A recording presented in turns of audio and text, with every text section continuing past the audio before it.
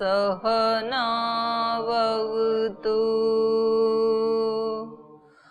सहनौ भुनक्तु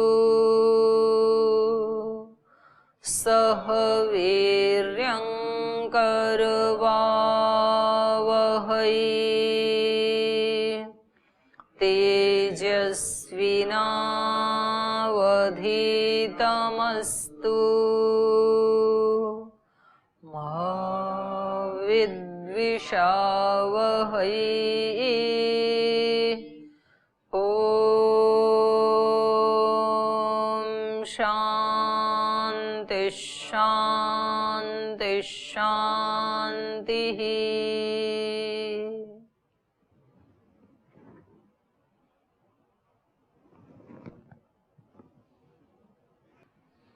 कल सिद्धांत व्याप्ति पढ़ रहे थे हम। कितनी समझ में आई कल वाली? सिद्धांत व्याप्ति कितनी समझ में आ गई? दोबारा पढ़ के देखा, नहीं देखा? तो कुछ समझ में आया, नहीं आया? नहीं आया? आप लोगों को कितना समझ में आया कल जो पढ़ाया था वो? दोबारा बताने की जरूरत है कि आ गया समझ में? दोबारा बताएं। पूरा ही या थोड़ा बहुत आया? जितना आया उतना तो बताओ, कितना समझ में आया? सिद्धांत व्याप्ति किसे कहते हैं? सिद्धांत व्याप्ति किसे कहते हैं? कारिका तो बोल दो मिल करके, देख के किताब सामने है। क्या है सिद्धांत व्याप्ति? अथवा हेतुमन निष्ठ, बोलो, हेतुमन निष्ठ विरह, बोल, आगे बोलो।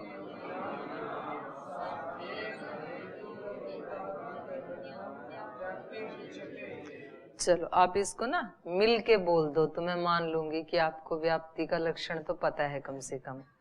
पहले फेज में बोलो हेतुमन निष्ठ विरह, यहाँ तक। दूसरे फेज में बोलो अप्रतियोगिना साध्येन। तीसरा है हेतु ऐकाधिकरण्यम और चौथा है व्याप्ति रुच्यते। ठीक है, अब मिलके बोलो हेतुमन।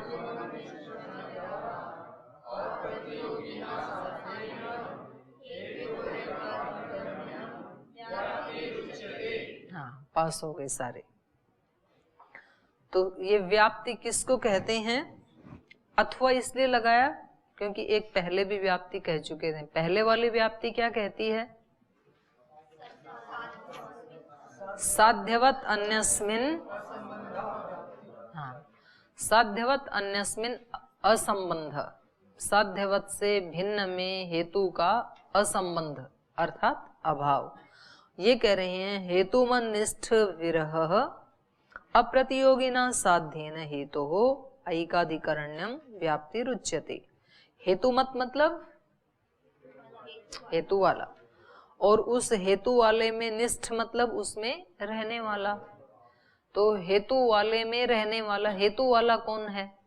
हेतु क्या है? पहले जिस उदाहरण को हम लेके चल रहे हैं उस उदाहरण में हेतु क्या है? हेतु हेतु वाला है। अच्छा, हेतु क्या है?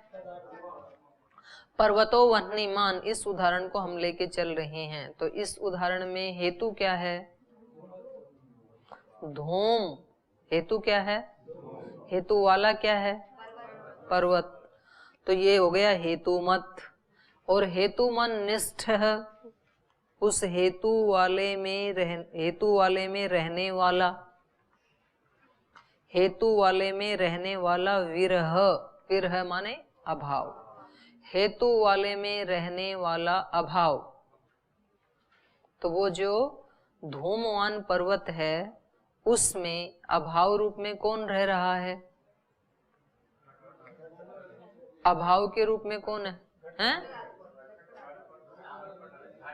धूम और अग्नि। हाँ, धूम और अग्नि के अतिरिक्त, तो उसमें कोई एक चीज लो फिर, है ना, अतिरिक्त तो फिर ज्यादा हो जाएगा। तो धूम और अग्नि के अतिरिक्त अभाव में किसको लें? घट को ले लिया। तो हेतु मन निष्ठ विरह, हेतु वाले में रहने वाले का अभाव, ठीक है। और वो जो अभाव है घटादि का अभाव, उसका प्रतियोगी क्या होगा? घटपट आदि का प्रतियोगी क्या होगा? घटपट ही होगा। अभाव का प्रतियोगी क्या होगा? अभाव का प्रतियोगी क्या होगा? अभाव का प्रतियोगी क्या होगा? प्रतियोगी क्या होता है?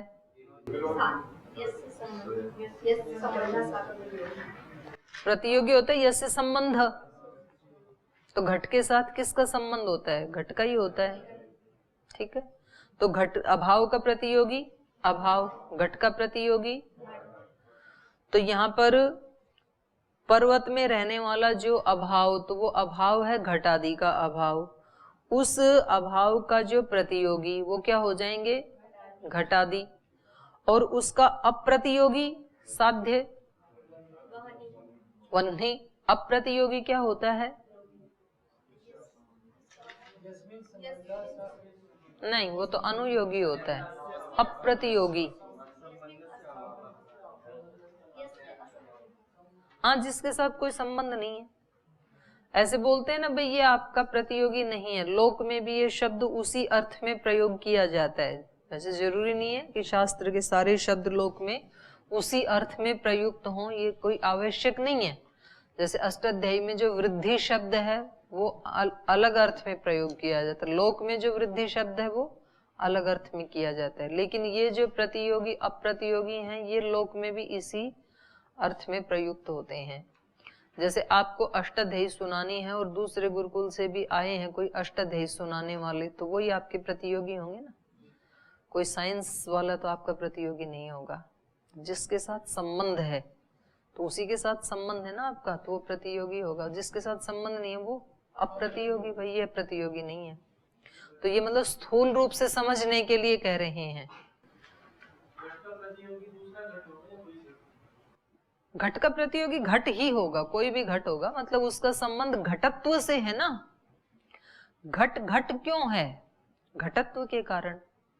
तो उसका संबंध कहाँ होगा? जहां जहां घटत्व है उसके साथ उसका संबंध होगा, तो वो सब उसके प्रतियोगी होंगे, कोई भी घट, है ना। तो यहाँ पर पर्वत में रहने वाला जो अभाव अर्थात घटाभाव एक ले लिया हमने। पर्वत में हमें धूम से अतिरिक्त जो है उसका अभाव देखना है, तो धूम से अतिरिक्त हमने घट ले लिया। और उसका अप्रतियोगी साध्य होना चाहिए। कारिका का जो लक्षण है वो क्या कह रहा है? हेतु वाले में रहने वाला अभाव और उस अभाव का अप्रतियोगी साध्य। तो उसका अप्रतियोगी साध्य क्या है? अग्नि। और उस साध्य के साथ अप्रतियोगी ना साध्येन, उस अप्रतियोगी साध्य के साथ हेतु हो ऐकाधिकरण्यम, हेतु का क्या होना चाहिए? ऐकाधिकरण्य होना चाहिए, माने समान अधिकरण में होने चाहिए दोनों। तो अग्नि भी पर्वत में रह रही है और धूम भी पर्वत में रह रहा है, तो दोनों का क्या है? एकाधिकरण। तो इसको क्या कहेंगे? व्याप्ति। ये लक्षण क्यों बनाना पड़ा उसकी वो दे रहे हैं नीचे, अवतरणिका दे रहे हैं, उसकी भूमिका दे रहे हैं। क्योंकि पहले वाला जो लक्षण बनाया था वो कह रहा था हेतुमत अन्यस्मिन असंबंध,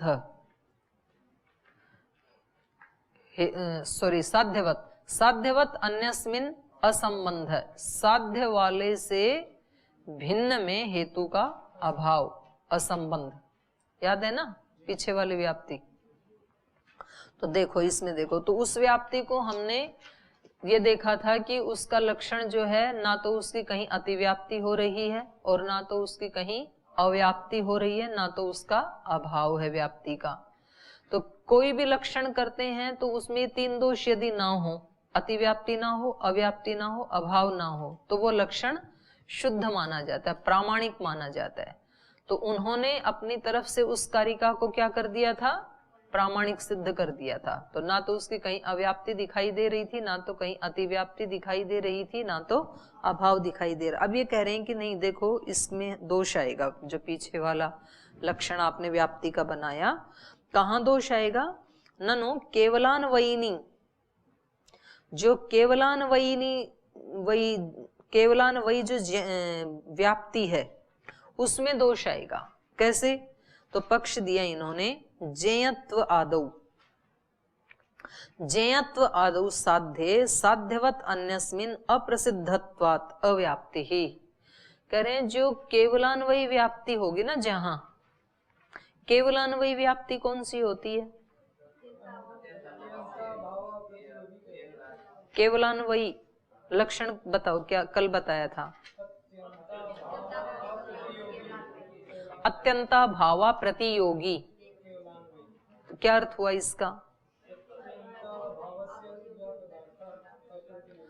अत्यंत अभाव का जो पदार्थ अप्रतियोगी होता है, माने जिस पदार्थ का अत्यंत अभाव है उसके प्रतियोगी का, अत्यंत अभावस्य यह पदार्थ अप्रतियोगी भवति। अत्यंत अभाव का जो पदार्थ अप्रतियोगी, माने उसका कोई प्रतियोगी नहीं मिलता है कहीं भी, तो उसको क्या कहेंगे? केवलान्वयी। और इसको स्थूल पहचान के लिए आप ऐसे याद रखें, जैसी इसकी संज्ञा है ना, मतलब उसमें कहीं केवल अन्वय होता है, व्यतिरेक नहीं होता है कहीं भी उसका। जैसे जेयत्व है, वाच्यत्व है, पदार्थत्व है, प्रमेयत्व है, तो इसका कहीं व्यतिरेक नहीं होता है। ठीक है, तो मतलब उसका अभाव नहीं मिलेगा आपको कहीं भी। तो उसमें केवल अन्वय होता है, इसलिए उसको कहते हैं केवलान्वयी। तो ये कह रहे हैं कि जैसे मान लो हमने उदाहरण लिया जेयत्व, अयम जेयत्व, ये पदार्थ क्या है? ये पदार्थ नहीं लेंगे, अयम जेयत्व केवलान्वयी में ये जेयत्व है, और इसका हेतु क्या दिया? पदार्थत्वात्, ये जानने योग्य है, और किसके कारण? पदार्थ होने के कारण। तो कहीं भी ये इसमें साध्यवत क्या हुआ हमारा? पर्वतो वह्निमान में हमारा साध्य क्या था? वह्नि। और यहां हमारा साध्य क्या हुआ? जेयत्व। ठीक है, तो वहां तो हमें वह्नि का अभाव मिल गया था। अन्य पर्वत पे भी अभाव हो सकता है, जल हृदय में भी अभाव हो सकता है, लेकिन ये जो जेयत्व है इसका किसी पदार्थ में अभाव मिलेगा क्या? कहीं भी अभाव नहीं मिलेगा। कोई भी पदार्थ होगा उसमें जेयत्व धर्म रहता ही है। तो वही कह रहे हैं, तो जब उससे भिन्न कोई नहीं मिलेगा तो उसमें संबंध या असंबंध तो तब देखें जब उससे भिन्न कोई पदार्थ मिले। ठीक है, तो वो वाली व्याप्ति का लक्षण यहाँ नहीं घटेगा। तो कह रहे हैं जेयत्वादौ साध्य साध्यवत अन्यस्य, साध्यवत से भिन्न का अप्रसिद्धत्वात्, कुछ मिलेगा ही नहीं, अप्रसिद्ध होने से अव्याप्ति ही, वो लक्षण यहाँ घटित नहीं होगा। तो जब वो लक्षण यहाँ घटित नहीं होगा तो व्याप्ति खंडित हो गई, मतलब वो लक्षण ठीक नहीं है। अच्छा, ये सद स्थल है या असद स्थल है? यहाँ पर व्याप्ति को घटित होना चाहिए कि नहीं होना चाहिए? ये भी तो जानने योग्य है ना, पक्ष तो बनेगा ना ये भी। तो यहाँ तो वो लक्षण काम कर ही नहीं रहा है, तो इसका मतलब लक्षण तो अधूरा है, फिर वो व्याप्ति नहीं बन रही है, तो इसके लिए अलग व्याप्ति बनानी पड़ेगी। ठीक है, और भी दिखा रहे हैं, किंच इदम सत्तावान, ये सत्तावान है, और हेतु क्या दिया? जाते है, जाति होने के कारण। तो यहाँ पर हेतु क्या है? हेतु क्या है? जाति। पक्ष क्या है? इदम। और साध्य क्या है? सत्ता। और साध्यवत क्या है? सत्ता वाला क्या है? सत्ता वाला क्या है? सत्ता वाला वो है जिसमें सत्ता रहती है। और सत्ता कहाँ कहाँ रहती है? सत्ता कहाँ रहती है? सत्ता तीन में रहती है, द्रव्य गुण कर्म, इन तीन में रहती है सत्ता जाति। तो इदम कहने से क्या क्या आ जाएगा, गुण, वो द्रव्य भी आ जाएगा, गुण आ जाएगा, कर्म आ जाएगा। तो ये कह रहे हैं कि इदम सत्तावान हेतु दिया जाते हैं इत्यादौ साध्यवत अन्यस्मिन। तो यहाँ पर साध्य है हमारा सत्ता, साध्यवान क्या है, साध्यवान क्या है, द्रव्य गुण कर्म, तीनों है ना। तो हम तीनों में से कोई एक ले लेते हैं, ठीक है। तो हमारे पास मान लीजिए हमने कोई घट आदि कोई भी पदार्थ ले लिया, कोई द्रव्य ले लिया हमने, तो अब हमारे पास सत्तावान कोई द्रव्य हो गया, हेतु हो गया जाते हैं, जाति वाला होने से। अब साध्यवत से अन्यस्मिन क्या बच गए, साध्यवान में तो हमारे तीन आ गए, द्रव्य गुण कर्म। द्रव्य गुण कर्म से अतिरिक्त क्या बच गया, साध्यवत अन्यस्मिन, अन्य में क्या बच गया, हाँ ठीक कह रहे हैं, सामान्य विशेष समवाय 6 पदार्थ होते हैं ना। तो साध्यवत से अन्य क्या बच गया, सामान्य विशेष समवाय, वही कह रहे हैं सामान्य आदौ। अब उनमें हेतुता अवच्छेदक संबंधेन, ये एक मतलब इस ग्रंथ का अपना एक टेक्निकल पारिभाषिक शब्द है, तो इसको आप लिख लीजिए। हेतुता अवच्छेदक संबंध क्या होता है, हेतुता अवच्छेदक संबंध, हेतुता अवच्छेदक संबंध होता है जिस संबंध से हेतु को उस पक्ष पर बिठाया जाता है, जिस संबंध से उस हेतु को उस पक्ष पे बिठाते हैं, मतलब उस पक्ष में रखते हैं, वो क्या होता है, हेतुता अवच्छेदक संबंध। वो संबंध होता है हेतुता अवच्छेदक संबंध। तो यहाँ पर इदम सत्तावान और हेतु था जाते हैं, तो यहाँ पर इसका हेतु का क्या संबंध है, सत्तावान जो द्रव्य गुण कर्म हैं उनके साथ कौन सा संबंध है, कौन सा संबंध है यहाँ पे, कैसे,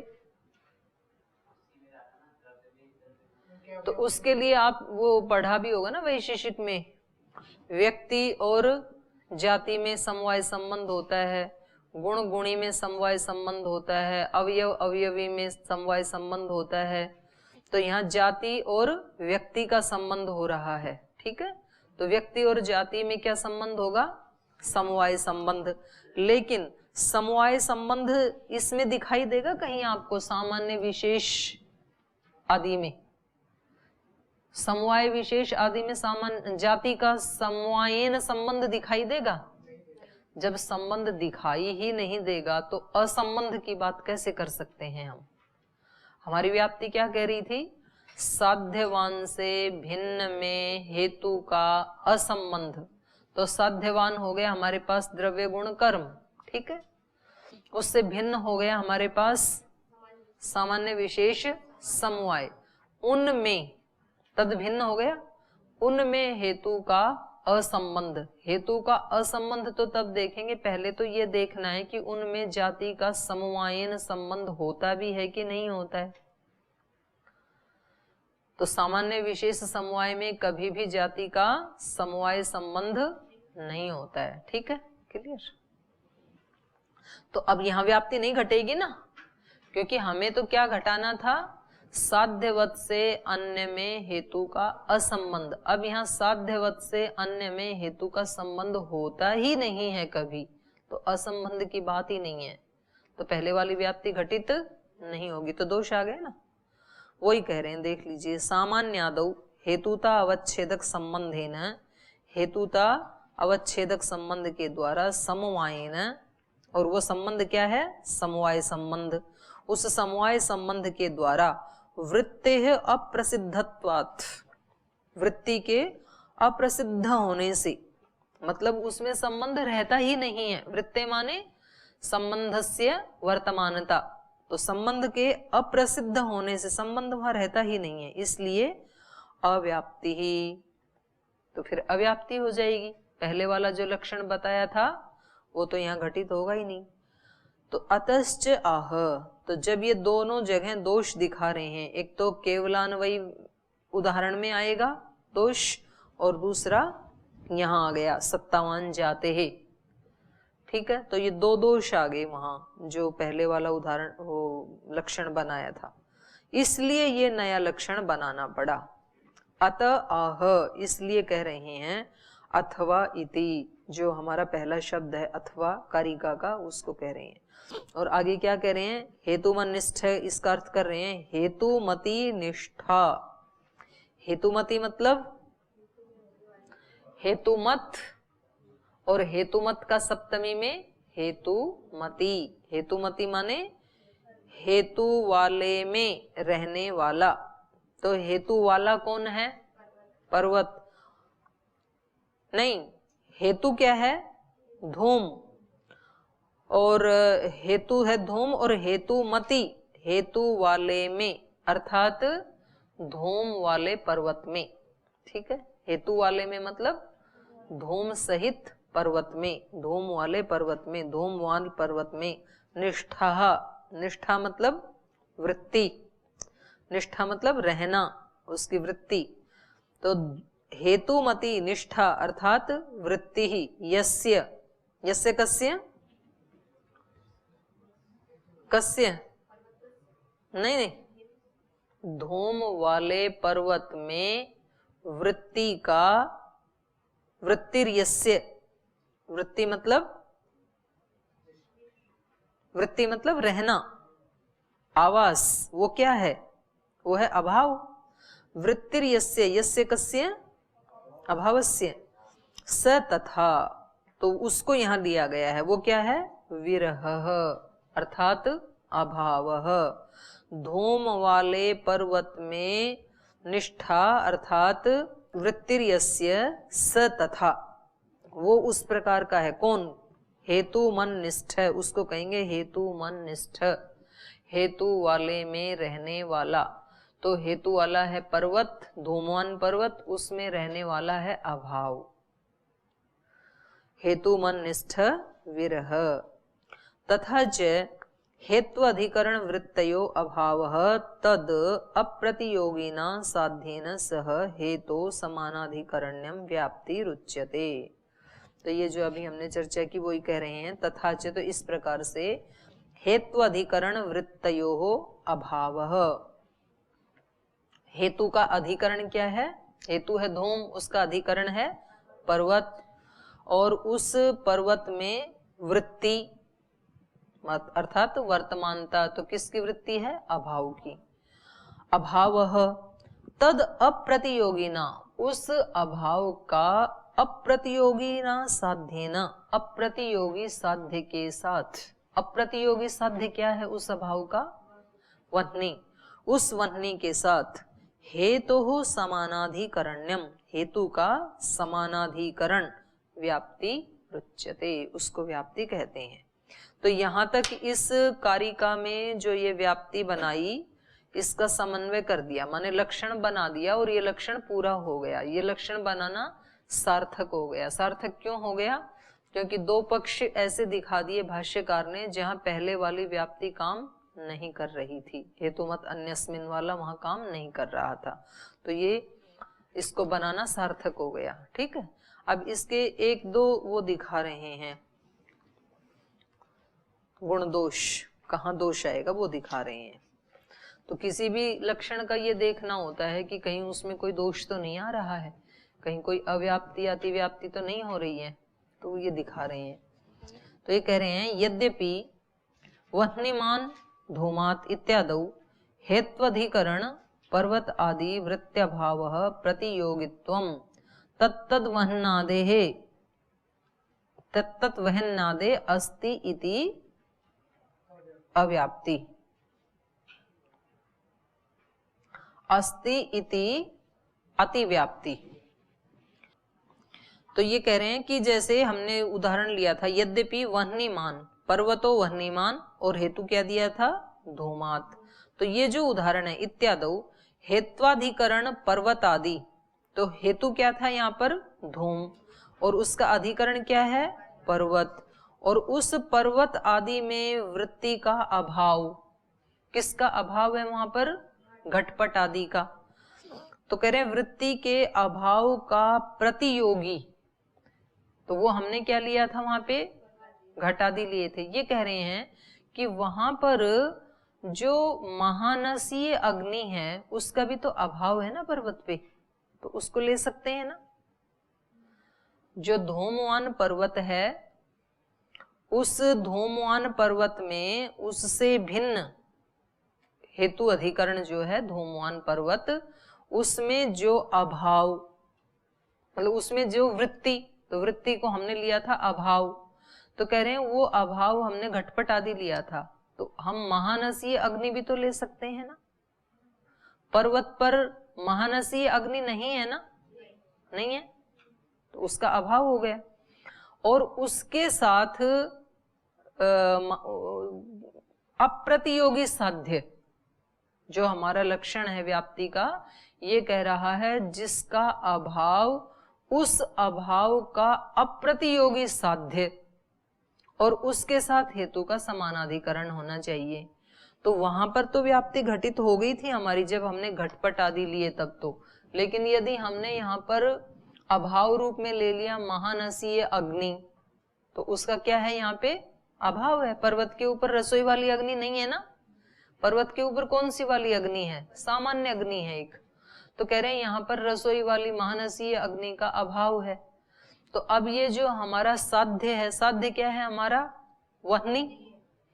तो ये वह्नि जो है वो इसका अभाव का अप्रतियोगी होना चाहिए, लेकिन पर्वत वाली अग्नि रसोई वाली अग्नि का प्रतियोगी है या अप्रतियोगी है? प्रतियोगी है या अप्रतियोगी है? प्रतियोगी है। ये कितना मानते हैं? क्योंकि वो ठीक सुनाई नहीं दे रहा है। प्रतियोगी है ये कितना मानते हैं? अच्छा। और अप्रतियोगी है ये कितना मानते हैं? अच्छा। तो ये अप्रतियोगी वाले जरा सिद्ध करेंगे। अप्रतियोगी कैसे? अभी तो बताया था मैंने प्रतियोगी कौन होता है? जो उससे संबंधित हो। तो अग्नि का अग्नि के साथ संबंध है कि नहीं है? तो वो उसका प्रतियोगी होगा कि अप्रतियोगी होगा? घट का प्रतियोगी कौन होगा? अभाव का, अग्नि का, जल का, मनुष्य का। तो यहाँ महानसीय अग्नि जो है वो पर्वत वाली अग्नि की प्रतियोगी होगी कि अप्रतियोगी होगी? समझ में आ गया? तो हमें क्या चाहिए था लक्षण में? अप्रतियोगी साध्य चाहिए था हमें तो, लेकिन ये तो क्या आ गया? प्रतियोगी है। तो ये अग्नि हमारी क्या बन गई? जिसको हमें सिद्ध करना था साध्यवान, हमारा क्या बन गया? अप्रतियोगी साध्य बन गया। और हमें क्या चाहिए? सॉरी, प्रतियोगी साध्य बन गया और हमें क्या चाहिए था? अप्रतियोगी साध्य चाहिए था। अप्रतियोगी साध्य के साथ हेतु का समानाधिकरण चाहिए हमें। ठीक है, तो इसका मतलब दोष आ गया, नहीं घटेगा।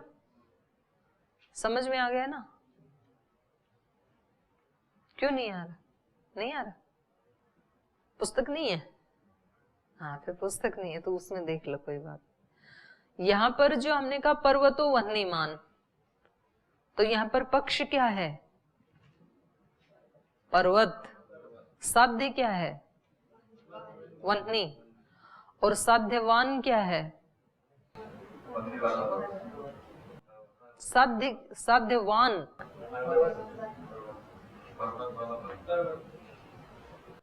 अग्नि भी तो बोलो साथ में।